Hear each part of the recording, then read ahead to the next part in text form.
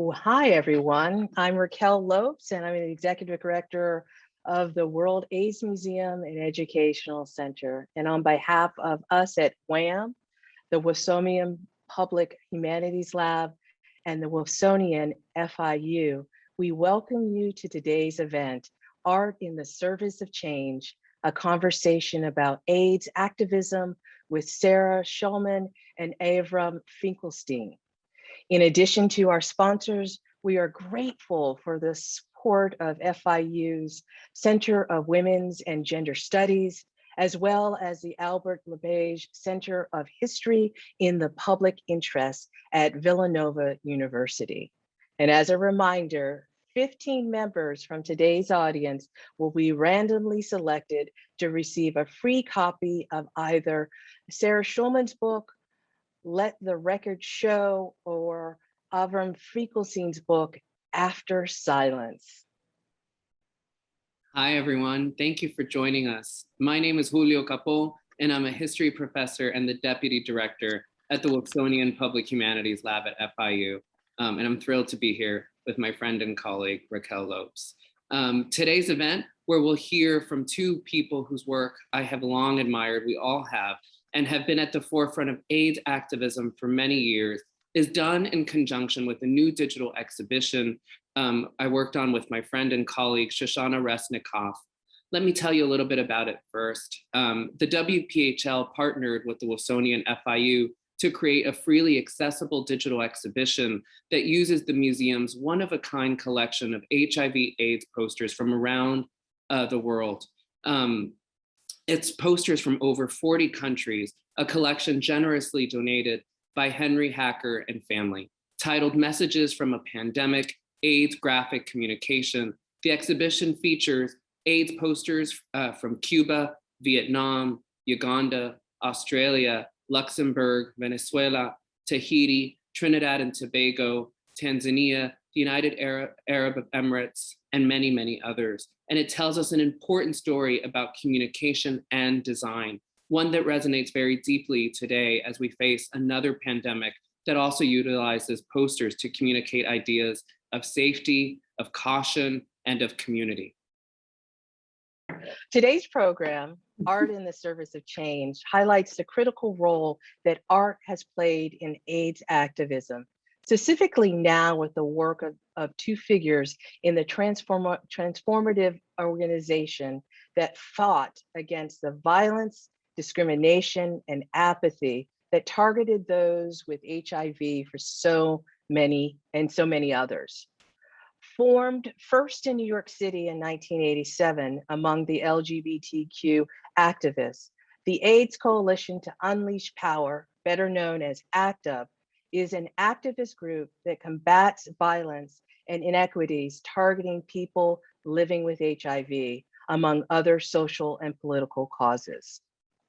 And today we are honored to hear from artists, or to cite one of our authors today, propagandists, I love that, writers, thinkers, and activists, Sarah Schulman and Avram Finkelstein. Our introductions will barely scratch the surface, but we're gonna give it a whirl. Sarah Schulman is a novelist, a playwright, a screenwriter, a nonfiction writer, and an AIDS historian. Her, wait for it, 20th book, titled Let the Record Show, A Political History of ACT UP New York, 1987 to 1993, was recently published to much acclaim by FSG. Avram Finkelstein is an artist and writer and a founding member of the Silence Equals Death and Grand Fury collectives. His work is in the permanent collections of MoMA, the Whitney, and the Metropolitan Museum and Brooklyn Museum, and featured in the Artist Oral History Project at the Smithsonian's Archives of American Art. His book, After Silence, A History of AIDS Through Its Images, was nominated for an International Center of Photography Infinity Award in Critical Writing and Research. Welcome to you both, and thank you for joining us. Briefly, our format today is such. Our speakers will each speak for about 10 minutes and introduce some of their contributions to AIDS activism more broadly. We'll begin with Sarah Schulman and then hear from Avram Finkelstein. Julio and I will then facilitate a conversation between them. prompted by questions he and I have for them, as well as taking questions from you all in the audience. At any moment, feel free to leave a question in the Q&A button, not the chat feature at the bottom of your screen. Well, it's time to get ready. And as many of them get to them as many as possible. So Sarah, take it away. Okay, Raquel and Julio, thank you so much for having us. So I'm going to just give a little history and a little context for people to understand what the AIDS crisis meant and how it emerged. We now know that AIDS has probably existed for about 100 years. And we think it came to the United States probably in the 1940s and certainly to New York in the 60s and 70s. But it was not identified by science until 1981. So 1981 is not the beginning of AIDS, it's the beginning of science recognizing a pattern. But just to give a historical context, in 1981, gay people and gay men were a profoundly oppressed minority in this country. Gay sex was illegal. In fact, sodomy laws were not overturned until 2003 by the Supreme Court. In New York City, there was no gay rights bill, so you could be kicked out of your apartment, denied a job, or you could be refused public accommodation in a restaurant or hotel. Familial homophobia was the cultural norm and virulent, and the danger of street violence from straight people was prevalent. It was called gay bashing, and it was like a form of entertainment, and there was no one to turn to for protection. The police were part of the problem. So when the AIDS crisis first emerged, it emerged into a community that had no protection at all. And it is remarkable that this community was able to identify itself, the community of people with AIDS and HIV. In the first 5 years after the virus was identified, 40,000 people died in this country. And at this point, we now think that about 600,000 people have died of AIDS. The government did absolutely nothing in those first 5 years. And pharmaceutical companies did pretty much nothing. They had patents on failed cancer drugs that they were trying to recycle because they were looking to reach the largest market share that they could possibly find. And so the way that AIDS actually affected people was not being addressed by medications. So AIDS is like an umbrella term, like cancer. It's actually different in each person. And what it means is that your immune system doesn't really work. So people would develop what were called opportunistic infections, which are different kinds of ways that their immune system would break down. So it'd be common for people to develop dementia or be unable to process nutrition, to have swollen nerves in their legs. And what people with AIDS wanted were medications that would address these different opportunistic infections. But pharmaceutical companies were looking for the highest profit. And so they were only looking for a medication that would, you take a pill and it would cure your AIDS, and that did not exist. The way that the gay community responded at the beginning was to kind of create a facsimile of social services.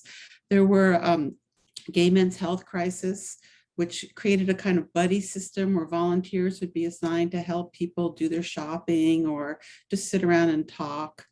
There was an organization that would walk your dog, or there was a group called God's Love We Deliver that would bring homemade meals for free to homebound people with AIDS. But the political response did not really begin until around 1987. Now, ACT UP was founded in March of 1987, but right before that, there were some significant politicizing events. And the most important was that the Supreme Court upheld the sodomy laws. So in the middle of this horrible mass death experience, when people with AIDS needed support, they got the opposite, the continued illegal status of gay sex. And the gay community was furious. And there were angry demonstrations in New York and Washington, often without permits. And some little pockets of politicized expression started to appear. One was the Silence Equals Death Project, which Avram was part of, and he will tell you about, a poster making collective that made a poster they put up around the city. Another was a ZAP action group called the Lavender Hill Mob. Now, a ZAP action was a strategy that came from the gay liberation movement.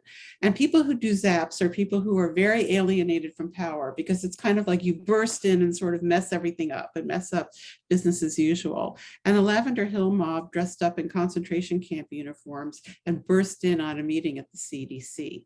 So all of that was right before ACT UP was founded. Now, ACT UP, AIDS Coalition to Unleash Power, was a diverse coalition of individuals who were committed to direct action to end the AIDS crisis. And that's as opposed to social service provision. And in 6 years, the 6 years that I cover in my book, 1987 to 1993, they accomplished amazing victories. I just want to tell you what some of them were.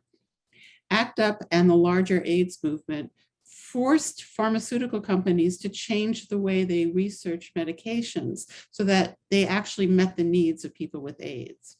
ACT UP forced the Food and Drug Administration to make experimental drugs available to people who needed them, even if they hadn't gone through a standard approval process.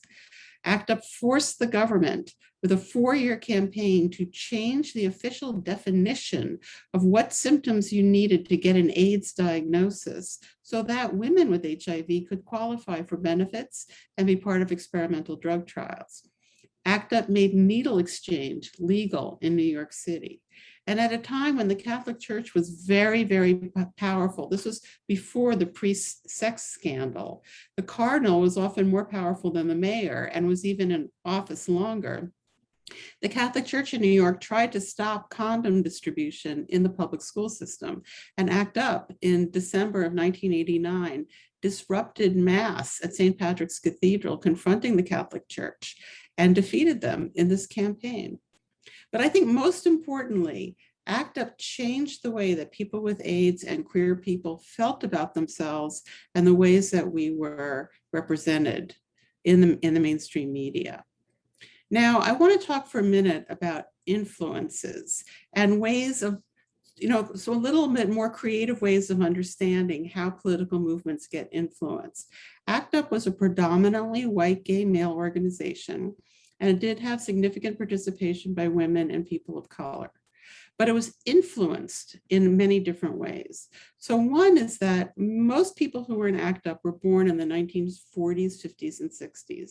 And at that time, there was no such concept as a gay child or a queer child. Now, we knew, many of us, that there was something about us that wasn't fitting in with what our expectations were, but we didn't have a concept of a gay community waiting for us or a gay movement. But we did see Black resistance on television, and we saw Black people doing nonviolent civil disobedience and standing up to police brutality. And we saw Black people using direct action to do sit-ins at segregated lunch counters and these types of tactics. And I think that my whole generation of queer children really identified with these tactics and with this opposition. And whether they saw it on TV or read about it in Life magazine or Jet magazine, or some people's families participated in it. So later, when I was writing my book and I was analyzing how ACT UP approached direct action, I went back to read Martin Luther King's 1964 essay, A Letter from Birmingham Jail, where he lays out his concept of direct action for the civil rights movement.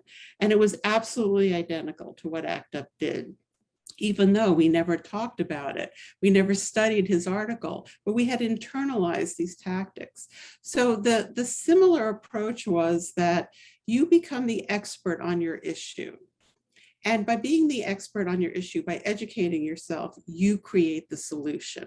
And this is so important, that you're not in an infantilized relationship to power where you're begging the people in power to make a progressive change. Because first of all, they're never going to do it. And secondly, they don't know how. So we would design our own solution, then present it to the powers that be. And when they say no, the next step is what Dr. King called self-purification, or what ACT UP called nonviolent civil disobedience training. And people would prepare for a very theatrical, nonviolent, direct action where they would communicate through the media to the public about what the problem was, what the reasonable, winnable, and doable solution we had designed was, and thereby pressure the powers that be. And this was similar in both movements. Some other takeaways from analyzing ACT UP's strategies and tactics is that ACT UP was not a consensus-based movement. People did not have to all agree. It had a bottom line statement of unity, direct action to end the AIDS crisis. And if you were doing direct action to end the AIDS crisis, basically you could do it. Now, people might propose something and other people would disagree with it and they would argue about it because this was pre-gentrification New York culture where people just said what they felt.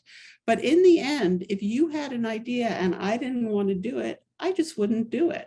I wouldn't try to stop you from doing it. There wasn't this kind of effort to control everybody. And because of this system of radical democracy, so many different kinds of people in ACT UP were able to respond from a place that was authentic to them, because people can only be where they're at. And if your movement enables people to respond from where they're at, you have a better chance of moving forward. So ACT UP had all these different kinds of campaigns going on at the same time in all kinds of social milieu and using all kinds of aesthetics and different approaches. And it was this sort of simultaneity of action that allowed for this creation of a paradigm shift. And I think if we look historically at movements that try to force people into one common strategy or one kind of analysis, they all fail. So it's a really good lesson, I think, for us today, when we're in a period where so many of us want and need serious systemic change in America and in the world, to remember that this kind of radical democracy and big tent politics, where you go forward with people because you share a basic value, but you're not trying to control each other and make everyone be the same, that this is really what enabled people who had very little political power to move forward together. So that's my introduction to the organization. And now we'll hear from Avram. Sarah, I could listen to you all night. So I wanted to talk about, I'm going to screen share, hopefully. I wanted to talk about a project that, since Sarah has talked about collectivity and also a big tent idea about what might constitute action. Let me figure out how to play this while I'm talking. I wanted to talk about one particular work that exemplifies this and that I didn't cover in my book. It's the New York Crimes. So the New York Crimes was fabricated by Grand Fury, but we solicited texts from the many subcommittees and affinity groups within ACT UP, and our research even extended past ACT UP into coalition work with people and communities outside of ACT UP as well. I got the idea for this project. I went with my mother to the Museum of Modern Art Library, which is something you get to do when you're a New Yorker, for a 1988 exhibition of work by the art collective Fluxus. And I saw a list of ideas for performance work that was never actually intended for execution. And one bullet point was this simple sort of, but open-ended directive, quote, make your own newspaper and hand it out on a street corner. It completely captured my imagination. The coverage of HIV/AIDS by the New York Times infuriated ACT UP, and we were at war with the newspaper and did actions multiple times in multiple ways. So at the next Grand Fury meeting, I suggested that we produce our own version of the New York Times. The front cover, the back cover, and the editorial spread inside, and organize small teams of people to fan out in the middle of the night and replace the front pages of the New York Times with our own in every New York Times vending machine in Manhattan. At the time, these kiosks where you could buy newspapers in New York appeared on almost every avenue corner, like all the major avenues. And it weirdly worked on this honor system. You put in a quarter, you took out one copy of the Times, and then you relocked it. I guess, like, who would want more than one copy, right? So we researched the delivery routes, and we followed them out through the city one night, armed with rolls of quarters in teams, lookouts, and people who would do the switch. And we put in a quarter. We removed every copy of the Times. We took off all of their cover pages off and replaced them with our own, and then put all of the copies back in the kiosks. So the New York Times was disseminated the night before the second anniversary of ACT UP's New York's first direct action, and it was called Target City Hall. The New York Times included articles written, as I said, by ACT UP committees and subcommittees and affinity groups and caucuses who were doing work on issues from prison reform, women in AIDS, needle exchange, media coverage, treatment issues, AIDS in homeless populations, and access to healthcare in New York. But this project also served as a laboratory of ideas for images and texts that appeared elsewhere as well. And I wanted to talk about that a little bit because it gives you a sense of how one idea can spread through collective action into many different ideas. I'm not able to use my cursor. On the upper left-hand page, there is this bloody hand poster that was a Grand Fury design that we did when we went to war with local health authorities over the defunding of New York AIDS services. The image on the lower right of this spread, when the government turns its back on its people, is it civil war? I don't know if you can read that. Was actually from a billboard project that the Grand Fury Collective executed for U-Bahn stations in Berlin. The back cover of the crimes was a fake pharmaceutical ad, and I think it's important to understand the social context. At the time, pharmaceutical companies were not allowed to place ads for their drugs. So this was a new idea, the idea of a pharmaceutical ad, and we imagined what one would look like. And the back cover was a fake pharmaceutical ad depicting a full page of a research scientist holding a pipette to a petri dish. It was a stock photo.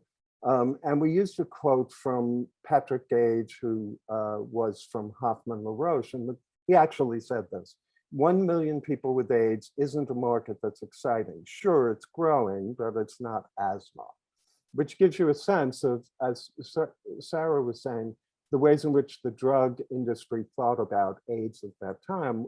It was not something that they were fully invested in or prepared to invest any further in. This image, this back cover, was recycled by Grand Fury in a 4-page intervention in the October 1989 issue of Art Forum. On the upper left-hand corner of the front page, I had written an article called AIDS and Money. You can see that on the top left.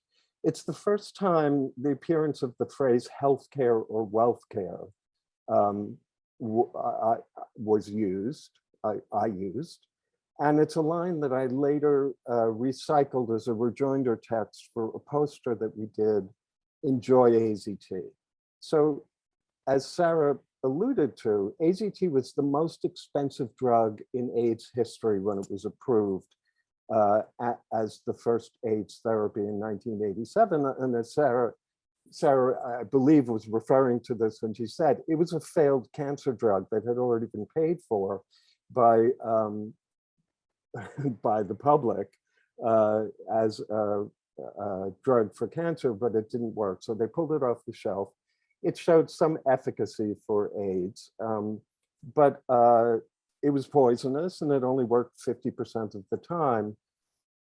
So I had this idea for this poster, and the article that I was drawing it from used AZT as a way to map the history of scientific research in America and trace some of the intricacies of research protocol and international health policy. I originally proposed the idea for this poster to Grand Fury during the early months of our formation, but It was rejected because the collective felt uncomfortable critiquing the only drug available at the time.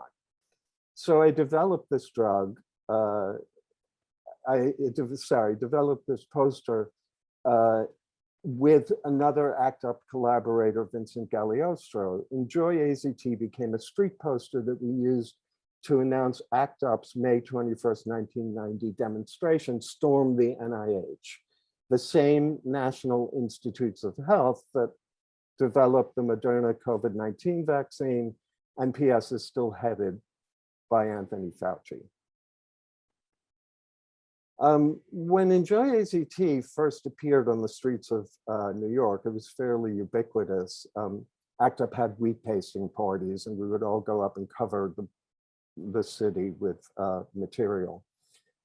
We used the streets of New York as a way of communicating. When Enjoy AZT appeared in the streets, it came to the attention of Bullet Space.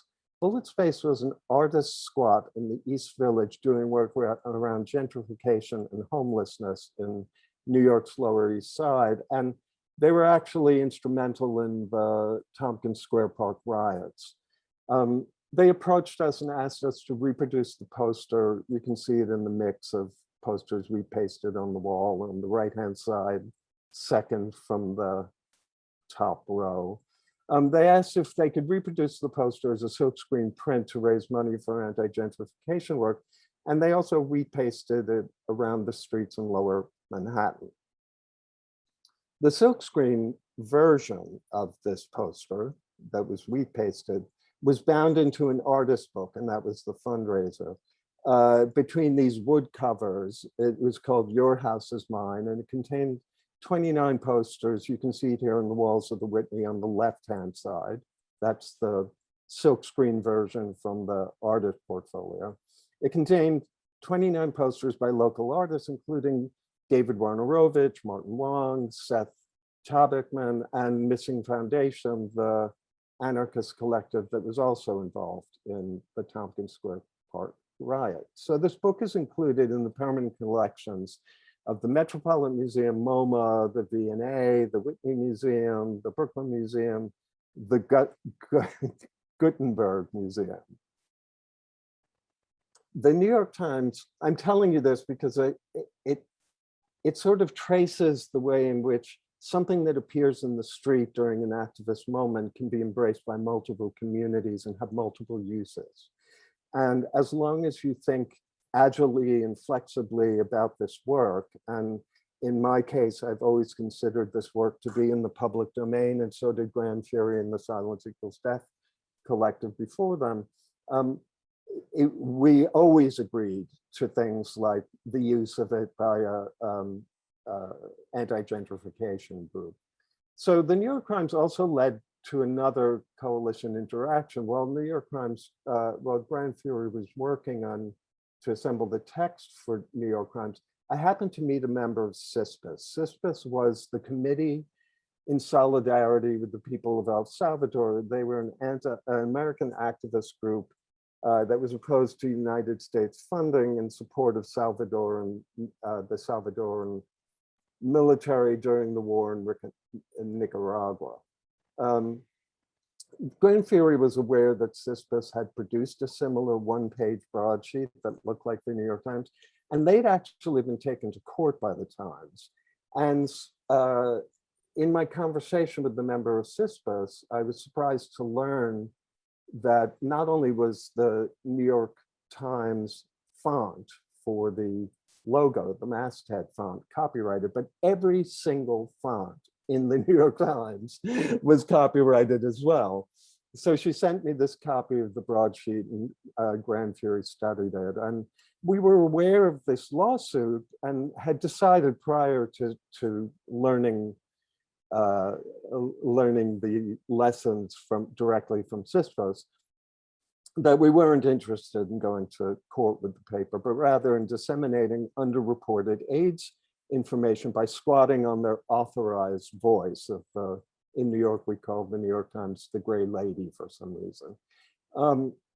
We were thinking of it as a stealth fact sheet for the ACT UP demonstration that would occur later that day accessible to people who wouldn't be anywhere near the actual demonstration.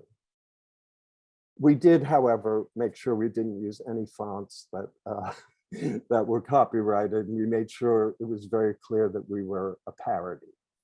So I'm sharing these stories to underscore the a bunch of things, but one of them is there's a dilemma surrounding the presentation of works of political agitprop like this without full social context, so that you can understand what drove the work into being in the first place, which is clearly identified here by the New York Crimes. These works become artifacts in institutional settings, and their ongoing critiques that they're meant to address are frequently hobbled in that process. So in cases like the New York Crimes, which relied on appropriation and a situationist political strategy called détournement, which was very integral to postmodern thinking during the 70s and 80s. The work is such a seductive replica of the vernaculars of late stage capitalism that without the context, the seduction sort of eclipses the work's political intention entirely.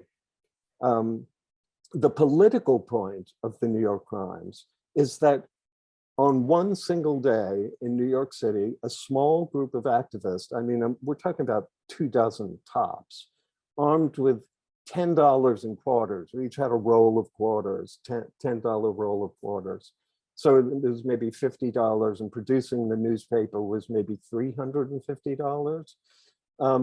We commandeered the voice of the paper of record with only one objective: to communicate the impact of AIDS on communities that didn't capture the attention of reporters or their editors in one of the epicenters that was soon to become a global pandemic.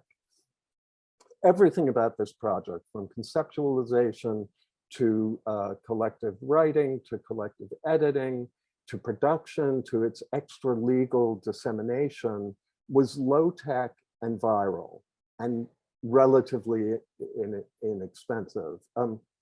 We built the production, the printing of the project to a client, to one of Vincent Galeoso's clients. So it was low tech and viral and inexpensive. And most importantly, it reflected the dozens of human hands that touched every single aspect of it. So in a vitrine, or under a plexiglass, inside a plexiglass frame, it has this vestigial curiosity to it. It's appealing, and it functions in one way, but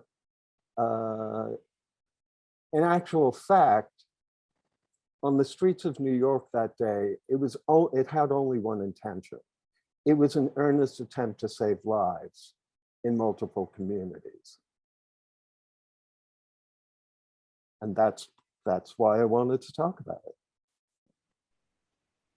Thank you so much for that, Avram. There's a couple questions. There's two questions I want to ask, but there's one in the chat or in the Q&A that I thought needed to be lifted, is that for those in our audience who are unfamiliar with what Grand Fury is, can you give a little contextual understanding of what Grand Fury was? Mm-hmm. Sure. So as Sarah mentioned, the Silence Equals Death Collective was a small consciousness raising group that I was co-founder of 6 gay men that existed the year before ACT UP actually formed. And we decided that there was apparently very little, you couldn't say no because none because Larry Kramer was living in New York, but there was very little conversation about the political subtext of AIDS. And we decided, based on my own history, that, as I said before, New Yorkers used the streets to communicate during times of crisis. They always have. So I had this idea that we would make a poster, which turned out to be the Silence Equals Death poster. Within weeks of it hitting the streets of New York, ACT UP formed. And then Bill Olander, who was a curator at the New Museum of Art on Lower Broadway, I intentionally chose to repaste the posters across from the New Museum because they had done, stood behind some political art that I felt was very influential. And in fact, Bill Olander saw the poster and approached somebody to introduce them to me to offer the windows of the museum to ACT UP, which we did. I formed the committee, the subcommittee within ACT UP to work on the window, and then sort of removed myself from the process because I have very complicated ideas about art museums. So it was an open door committee in ACT UP, and 50 people actually produced the window that is now commonly referred to as a Grand Fury project. When we were taking the window apart, Grand Fury decided they wanted to continue to work together, and that's when that collective formed. So it was a year of Silence Equals Death before ACT UP, then there was a year of ACT UP before Grand Fury formed, and then Grand Fury formed the following year and produced a lot of work that's commonly associated with ACT UP. Thank you for that. I have no doubt that is such rich information for people who are not familiar with what Grand Fury was. So thank you. So this, since we all carry around archives, you use your Google machine and you'll find out a ton about Grand Fury. And did everybody hear that? Use the Google, you'll find it. Okay. So this is, you both have done such important work in both visual and written art forms. And I wonder if you could talk a bit about the impact of both and how you see them as offering different forms of healing, of affecting change and challenging power struggles. And how do you all see art, or as is also said, Activism, as an effective means for working towards social justice? And what's the ingredients? Either one of you could. I'm not sure I look at it that way, really. Okay. You know, I think that the takeaway is that when you're in a situation where you really need profound change, you have to be effective. And movements don't commit to being effective. And what's interesting about ACT UP is it was a movement that was defined by the needs of people with AIDS. There were no treatments for AIDS. People were racing against the clock and they needed certain things. And they learned how to get those things. And so some of the ways that they were effective were that they were not theoretical. There was no theoretical debate in ACT UP. Theory emerged from action. So you would commit to an action, and then you had to make decisions about how to do it. And those decisions would reveal your values. And there was not a lot of control. So for example, I remember someone in the front of the room would say, we need a letter sent to this commissioner, and somebody would say, I'll do it. And then no one would like read that letter or correct every comma, or it was just, you know, people were allowed to do what they needed to do because people needed change. So I think, you know, it's the commitment to being effective, and it's a deep commitment, because, you know, ACT UP used to say no more business as usual. And that means that if you're going to take on the Catholic Church, the New York Times, media, pharmaceutical companies, the art world, the government, then you're not going to get a job in the New York Times or the art world or the government, right? So you're giving up, in a sense, your ambition, your desire for professional advancement, your need to fit into that power apparatus. You give it up so that you can make that change. And that's a very dramatic and radical choice. But people who are desperate make that choice. So that's, you know, that's more how I look at it, that it's you have to do the work to be effective, and it's a conscious awareness if you really want change. Yeah, I think I would be aligned with Sarah on a couple of things, but wanted to point out a few more things. I mean, people were, as with COVID-19, we're have a new generation experiencing this. People were dying in the hospital corridors. When your life is at stake and the life of everyone that you love or know, things change radically. Your perspective on the world changes radically. The risks that you're willing to take change radically.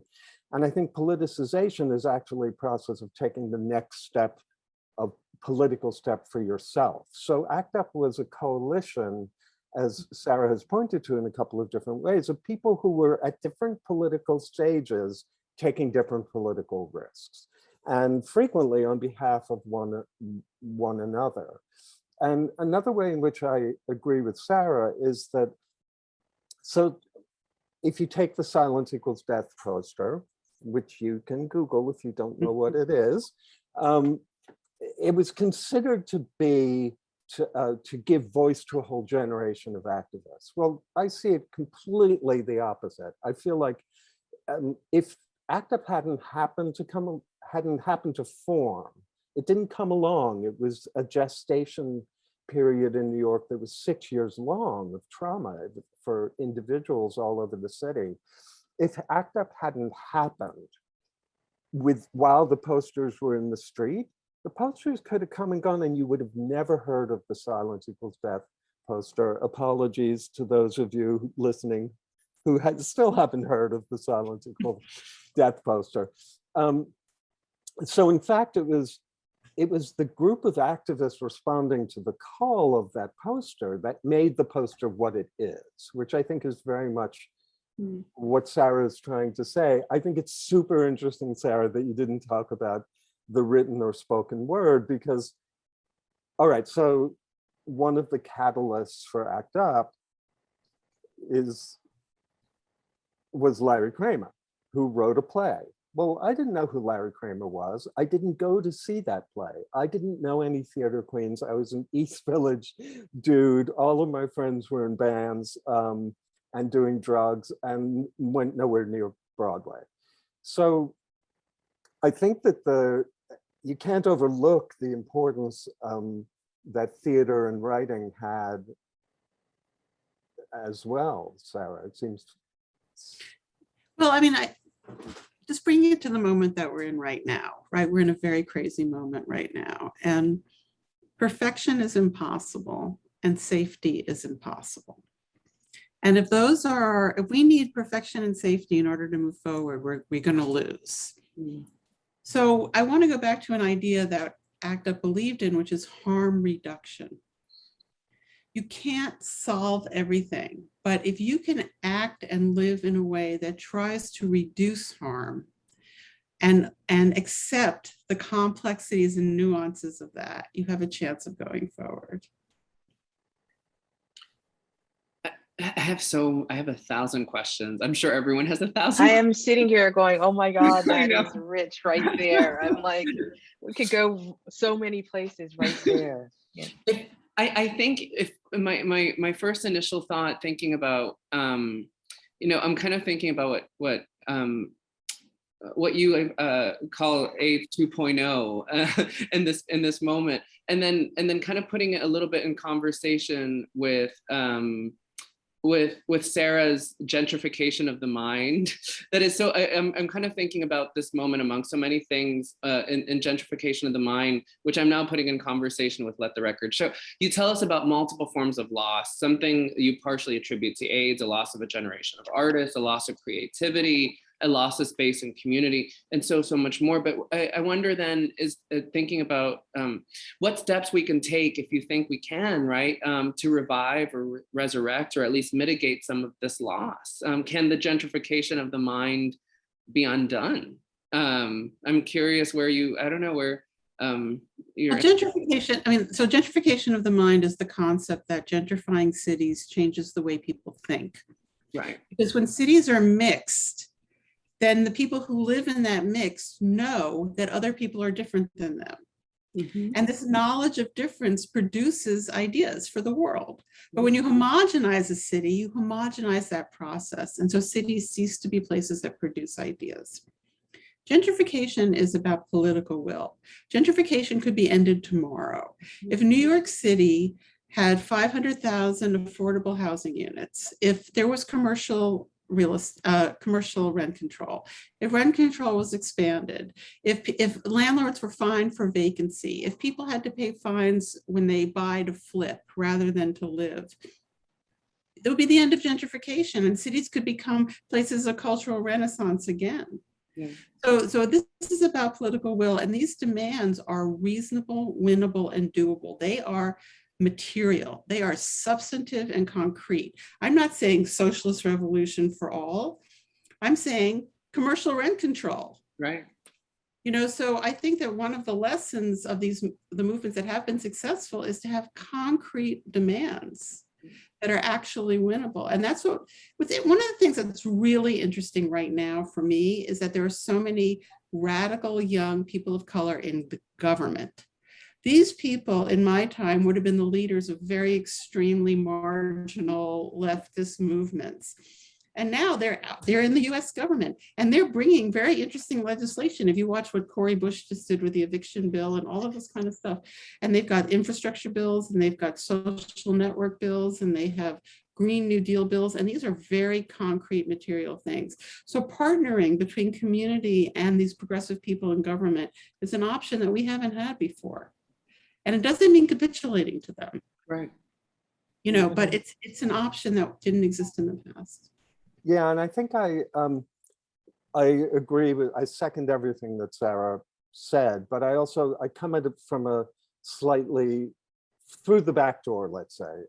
So I'm a lefty Jewish queer, right? Like my people have been chased all over the globe for centuries, and I sleep with one eye open. I always have. I was just raised that way. But I think that the New York crimes is an example of what I'm about to say. I've always believed that you speak to the beast in its own language. And that is very much the strategy behind using every single aspect, the terrors of late stage capitalism as tools. And I think that the combination of coalition work that is truly coalition work, as Sarah was pointing out, that isn't about saying to someone else, no, we shouldn't be doing that. It's more like, you do that, I'll do this. And I think that using every arrow in our quiver is very much my orientation.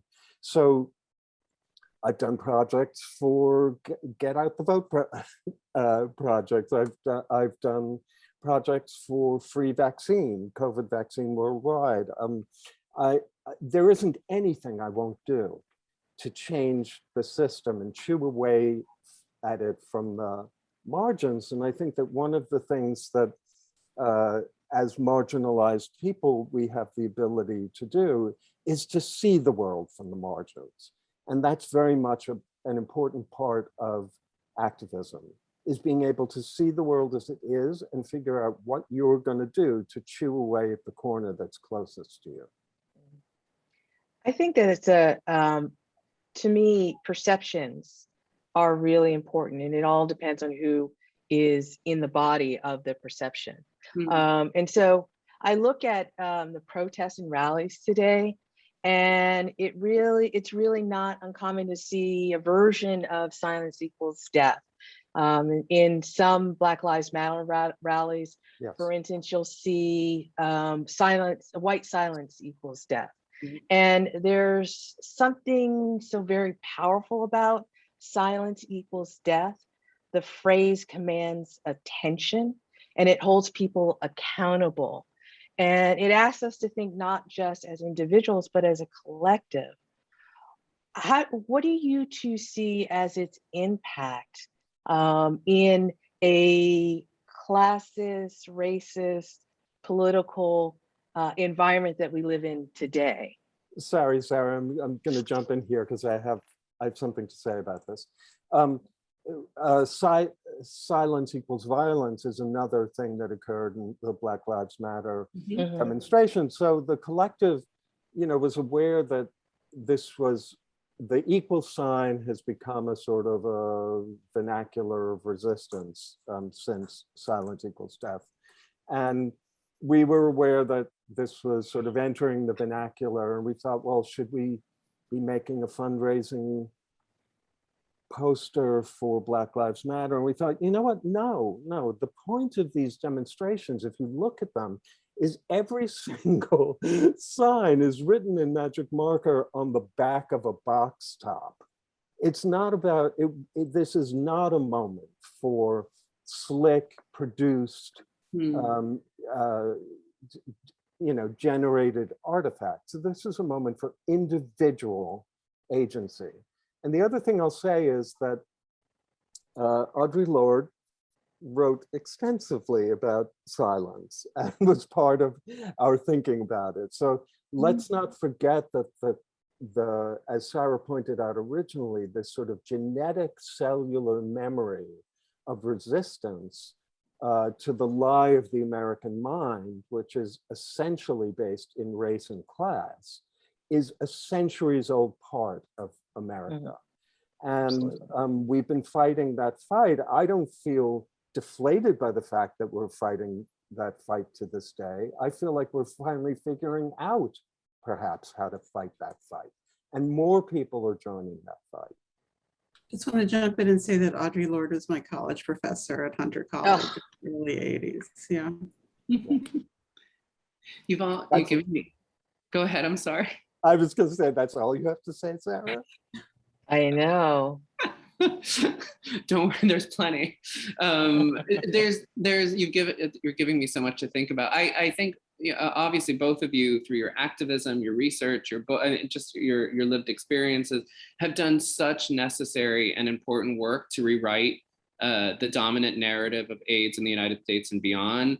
I'm kind of thinking like zooming out a little bit here, and I wonder if you can just chat a little bit about what are some of the most dangerous myths, misinformation, misunderstandings about AIDS that still persist today. That as you were doing these works, that felt still very present. Well, there's myths about AIDS, and then there's myths about AIDS activism. So I think the biggest myth about AIDS, is that people who are positive and who are on the standard of care are virally suppressed, and therefore they are biologically incapable of infecting anybody. And I don't think people realize that. Right. So actually you're safer if you don't want to be infected, having sex with somebody who's positive and virally suppressed than you are with a person who doesn't know their status. And I feel like that is one of the biggest gaps in information. In terms of AIDS activism, the biggest false myth that is the most destructive is that this work was done by 5 people. Right. In my book, I name 140 people, many of whom have never been given credit before, and I only name about 1/3 of the people who were in the movement. In America, change is made by coalitions. We have this national myth of like the John Wayne, white male individual hero who comes in and saves the day, but he never did. He always was the problem. And that not only is it not accurate, it's impossible. So, it's communities that make change. And I would add to that what people don't realize when they're looking at the elevator pitch in the film world, and elevator pitches, you have 10 minutes in the elevator with a studio. I had to tell them your story. The elevator pitch of AIDS activism totally ignores the fact that it was based on the feminist health movement. And if you want to know anything about the NIH, the CDC, COVID-19, research of drugs in America, read Our Bodies, Ourselves. It's in the bookshelf, but I don't want to show you my ass, so I'm not going to get up and get it. The ACT UP was founded, everything about the critiques of the the pharmaceutical industrial complex came out of the feminist movement. Study it. I have to piggyback and say both of you have brought up some really important foundational information that really people need to understand, is that it truly, HIV/AIDS activism wasn't done by 5 men. It was done by coalition and community. And I think that that's one of the central things here at the museum that we really focus on, is that, yes, we have the umbrella, but there are a million people underneath that umbrella who did work that is vitally important and needs to have a voice. And I think that's really important. And secondly, that women and feminism and lesbianism were foundational and important in the struggle. And some ways, sometimes they are, much like everybody that was involved, thrown to the side. And I think that the more we talk about the history of HIV/AIDS or activism, that the totality of the story is now most important and pertinent to be uplifted if we're really going to really seriously talk about HIV and AIDS. I think What would you I'll think? also, sorry to interrupt, you left out women of color. Well, yes, yeah. But I just wanted to add that Occupy Wall Street, yes, it was a large coalition movement, but the people behind getting everyone to go to Zuccotti Park were lesbians of color in Philadelphia, dykes in Philadelphia. It's like getting everyone to Zuccotti Park was a project that came out of the souls and the hearts and the commitment of women and women of color. And I think that subtext exists in every part of American resistance movements. Absolutely. We Absolutely. forget that, but I don't think we should. Mm-hmm. I think that part of the conversation is that all of us have a story in the fabric of the story, whatever story that is.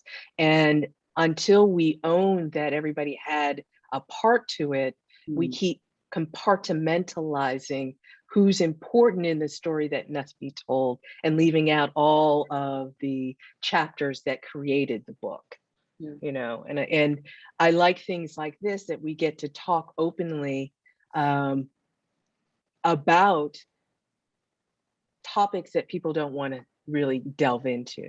And I think that the activism part then and now is so important in how we strive to do better and to be more effective in the way in which we do it. Because I truly believe if we're not effective, you're right, we're not going to go anywhere. And we're disenfranchised to a point that we can't even get a common ground to be able to focus on one thing to move us forward. And that is a disservice to us and to all that we're trying to do. I think another thing that is a phenomenology of HIV/AIDS is that it's gigantic and very overwhelming, but there's also this generation gap. Like people who are young today feel as though they, in a way, have no right to the story because they didn't live it. Well, that's not really true. It's your story as much as it is anyone else's, in the same way that I wasn't in the camps, but the history of the concentration camps is inside every cell in my body. It is my story. And I think it's important to not be shy. And moreover, we're at this sort of very particular moment in history where people like Sarah and myself, who were there to witness it, are actually here at the same time as younger people are encountering this material and asking probative, interesting, and challenging questions. It's a miraculous thing. And I think that younger people should not feel like this is not their story. It is. It's everyone's story. It's so powerful, and thank you for sharing that. It also makes me think about the kind of paradigm of the Holocaust. I was thinking a little bit about Sarah's kind of methods in doing oral histories for ACT UP. I mean, very much learning from Holocaust survivors and the models in which people were interviewed and how their stories are shared and told.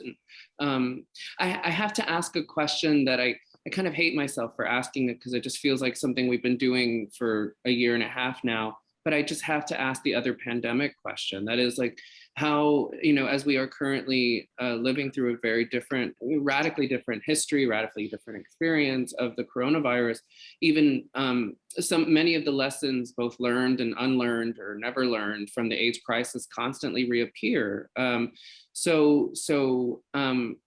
wonder, even the poster has made a comeback in a lot of ways, right? In this kind of interesting, necessary way about how we communicate disease, how we communicate community. How do you see the history laid out today informing how we best move forward? Just a tiny question. And what lessons you think we should have learned? Well, I think that there's significant similarities and significant differences. So the biggest similarity is that whenever there's a cataclysm in this country, it reveals all the fissures of the society. The economic inequality, the racism, it becomes immediately exposed. And that is the same. And then globally, we are hogging the vaccine, while poor countries cannot get access to it. And WHO is saying no, and this is the same scenario that happened with AIDS drugs. What's really different is that COVID is a collective public experience. It's on television every night. Everybody talks about it. AIDS was like our private nightmare. Our fight was to get it into the public. And that's a very different kind of scenario. And also the accelerated pace of it. It's not only worldwide, it's instantaneous. It took 10 years to get to where we are in terms of our cultural consciousness. It took 10 years in the AIDS crisis, what took 10 months in COVID-19. And I think another thing to bear in mind, another similarity is it's the exact same institutions in America in particular, I'm not speaking globally, who were in charge of HIV and are now in charge of COVID-19, like even some of the same individuals like Tony Fauci. And one thing that you have to understand about the body is, and scientific research, is that the research is done on bodies that will yield productive results for the pharmaceutical industries. They're not done on bodies that will question those results. So the fact is, according to my oncologist, the data on the efficacy of vaccines in immunocompromised patients is between 0 and 50%. Well, so they did these very large research trials on the COVID-19 vaccines. They were 40,000 people. We'll cut that in half because half of them got a placebo. So it's 20,000 people.